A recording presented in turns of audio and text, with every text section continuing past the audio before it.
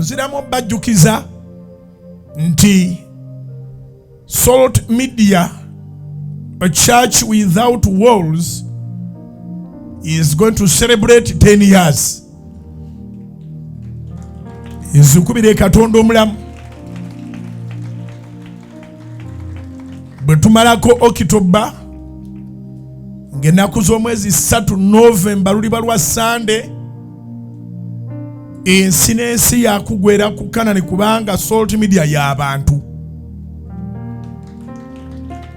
Salt Media y'abantu, yasondebwa abantu, bantu be bagiyimirizaawo, bantu be bagiraba, bantu be bagiwuliriza, abantu be bagifudde ennamba emu mu ggwanga. So we decided that we shall celebrate together at Canaan land. Ekisibo kya Novemba kiritandika ng'ennaku z'omwezi 28 lulibeera lwa Monday, alibeera October ono. Ziri bannaku 14 ze tusiiba, ziri ggwanga ennaku z'omwezi 10 Novemba. Era Friday nga 1 Novemba eritusanga mu kisiibo, nga 2 ku lw'omukaaga tetulibeera ku Canaan, tulibeera eyo nga tupatikana. Naye nga 3 tulibeera lwa Sunday, ye yandibadde Sunday yaffe esoose mu kisiibo ky'ennaku 14, wabula olwo olw'e Sunday nga 3 tetujja kulusiiba. Olw'ekyo ekisiibo kya Novemba kiritandika nga 28 October ne kiggwanga 10 November, naye kiribeera kya nnaku 13 kubanga olunaku olwa 3rd November tujja ku celebrating emyaka 10 nga Salt Media eyimiridde. Nga teyimiridde buyimirizi, naye nga ekuze, nti radio ye nnamba emu ate TV ye nnamba emu. Ekyo si kyangu, kikubireko mu ngalo eza Mukama mu linnya lya Yesu. Nolwekyo abaana baffe abali mu department ya social media bakozeeyo ka Salt at 10. Bakoze Salt ne bajambaza 0 logo yaffe, ne bakola 10 nga bagitaddemu Salt mu lubuto lwayo. Bw'ogenda ku social media handles zaffe ojja kasangayo kafule profile picture yo, buli muntu akitegeereko. Salt ewezeza emyaka 10. Abantu Katonda bazizzaamu essuubi tebabalika. Abantu Katonda balokodde, emyoyo Katonda gye yeerokoledde tegibalika.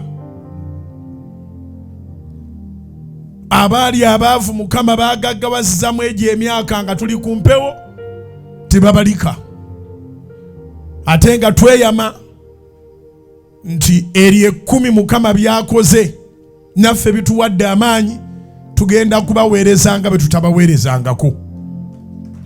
Ntuuse eddoboozi ly'abaweereza abali mu Salt Media nti beeyama okubanga baweereza gye muli mu mwoyo ne mu mazima. Salt, abantu abamu baali babbiddwako amataka, baali babbiddwako amayumba, ebintu bingi ebyali bikyakalanya, abalala baali babasibye mu makomera. Salt nebayiirawo omubiri. Akati tubayita mwenna nga 3 Novemba ku Canaan land. Tujja kulya, tujja kunywa, ensonga lwaki olwo olunaku tulwawudde mu nnaku ez'okusiiba teruliimu. Naye tukusaba naawe gy'oli eyo oteeketeeke ekirabo ekirungi eky'okwebaza. Egenda kuba Thanksgiving. Oteeketeeke ekirabo eky'okwebaza Katonda, ate n'ekirabo ekyo kyonna kye tunaakuŋŋaanya kijja tuyamba okwongera okuboostinga Salt Media mu equipment ne mu birala. So bw'oba osobola bukadde butegeke, bw'oba osobola z'osobodde zonna zitegeke. Eyo Sunday eribeerawo nga 3 November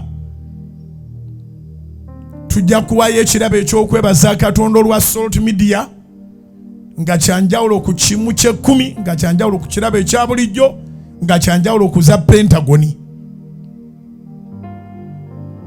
Nolwekyo tandika okukiteekateeka. Naye tuyita abantu bonna abalokole n'abatali balokole, kubanga Salt Media eweereza eri abalokole n'abatali balokole. Eweereza eri ab'ekibiina ekiri mu buyinza ekya NRM n'ab'ebibiina ebitali mu buyinza. Eweereza eri ab'enzikiriza zonna. Tewali ayinza gamba nti bw'abeera ku Salt Media aviiramu awo. Era ekitukuumye ne tubeera nga tulinnya lunaku paka ne tutuuse mu nnamba emu, kubanga ffe mukutu gw'oddukirako ng'odduka eby'obusegu n'eby'obuwemu ebiri ku mikutu emirala. Ffe mukutu gw'oddukirako. Tukoze investment okulaga buli kintu kyonna ekiba kyakagwawo n'engeri gy'ekiguddewo, ate ne tukirondoola.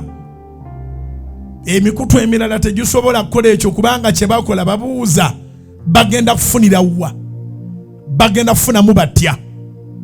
Ffe enfuna yaffe yeeno accountability njiwa mu lwatu. Ffe tufunamu bw'otaasibwa. Bwe babadde bakubba ebintu bye ne bikuddira, amagoba gaffe tugafunye. Tulanze ebirango bingi eby'abaana ababuze ku bwereere, abaana ne bazuuka. So kizibu mu ddakiika oba mu ssaawa okwogera ebirungi Mukama byakozeseza Salt Media mu community ne mu ggwanga lyaffe. Naye ekyo ky'oba omanya, yonna gy'osinzira otuwuliriza, tubaaniriza nga 3 November enteekateeka zijja kuba za njawulo. Tujja kukola arrangement ennungi ddala, buli kimu kigenda obeera kya njawulo ku olwo. Yes, tujja kuba accommodating. Ate lugenda kuba lunaku lwa kwanointinga. Tujja kulya, tujja kunywa, tujja kuyimirira twebaze Katonda, and finally tutole n'amafuta. Amafuta gaki g'okukola ebitatusaanira ne bibeerawo. Zikubire waggulu w'omutwe gwo mu linnya lya Mukama Yesu. Sijja balaba mbalimbe tuwali yali ayinza kumpa bwa managing director mu media ye, nti omuntu awandiike Bujjingo abeere CEO wa radios 6 ne TV ng'asinziira ku kingaani ansemba. So waliwo ekisa ekiri ku bulamu bwange kye ŋŋenda nange okusabira, naawe bakutunulire nga ebitakufaanana Katonda abikwesigisiza, ate nga biyimiridde, ate nga bikulaakulana, ate nga bigenda mu maaso. Wabula bw'oba otwala amafuta Mukama ge yampa, na kino twaliddeko entalo. Otwaliddeko entalo naye nekino era tokyerabira nti entalo z'otwaliddeko Katonda agenda zikulwanira. Kubira Mukama engalo ez'amaanyi, zikubira waggulu mu linnya lya Yesu. Buli kintu kyenkola omwaka guno nkikola n'essanyu lingi mu mutima gwange okusinga bwe nakikolanga, kubanga buli kyenkola omwaka guno sandikikoze. Buli kyenkola omwaka guno n'emyaka gyonna eginaabeera mu maaso, naye guno sandikikoze. Sitaani kyamuluma nnyo okubanga omulimu ogwo gwe yajja okukola, okubba, okutta n'okuzikiriza, tegwatuukirira. Kubira Mukama engalo ez'amaanyi mu linnya lya Mukama Yesu. Bannange mwebale nnyo nnyo nnyo okunjagala. Ekituufu kiri nti ŋŋumira ku mukwano gwa Katonda ne ku mukwano gwammwe. Mikwano gyange mwanike emikono waggulu. Kubira Mukama engalo eza waggulu ez'amaanyi, kubanga ye yatugatta, ye yatuleeta ewamu, ate atunywezezza tuli mu lugendo. Lugendo luno lwandibeeramu ebiwonvu, lwandibeeramu ensozi n'emigga, lulimu n'emiriro, lulimu amasasi, naye tatulekeredde.